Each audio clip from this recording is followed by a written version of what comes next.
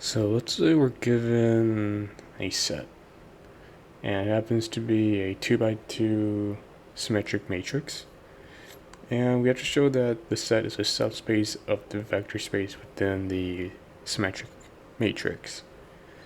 So where do we even begin? Well, let's remember that a matrix is only symmetric when it's equal to its only transpose. And there are two things we need to remember.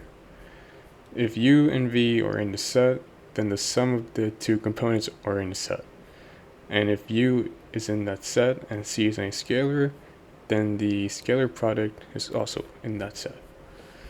So, algebraically, it's going to look like this. We have two matrices. We have A1 plus A2. And if we were to transpose them, it would look like the following. And do recall that we are dealing with symmetric matrices. So that means each matrix transpose is equal to, well, the original coefficient matrix. So if A1, A2 are symmetric matrices of order 2, then so is A1 plus A2. Similarly, the set can also be closed under scalar multiplication, because if we have A is equal to A transpose, that implies that the scalar multiple transpose is also equal to this expression right here. And once again, we're still dealing with symmetric matrices, so it's just going to be C times A. If A is a symmetric matrix of order 2, then so is the scalar product.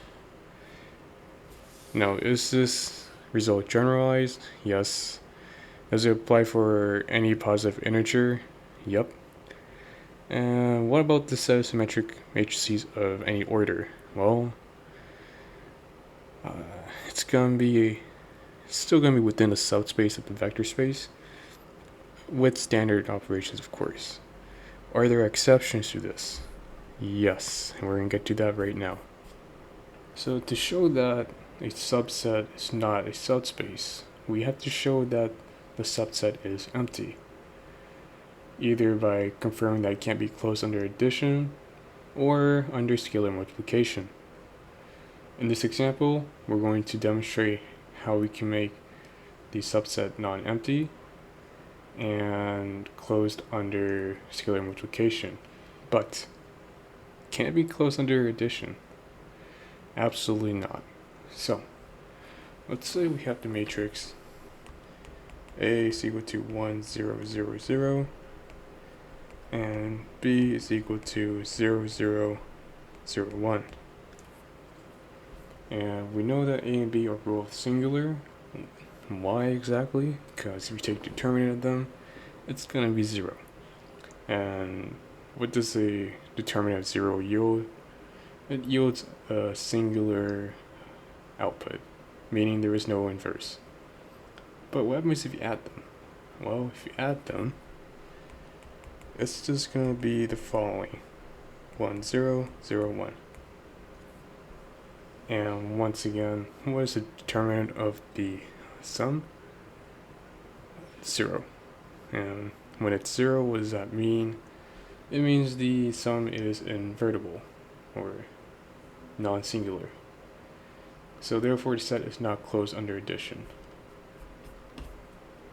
Never mind, I made a mistake. It is actually invertible. If you take determinant of it, it's not going to be 0. And therefore an inverse does exist for the sum. So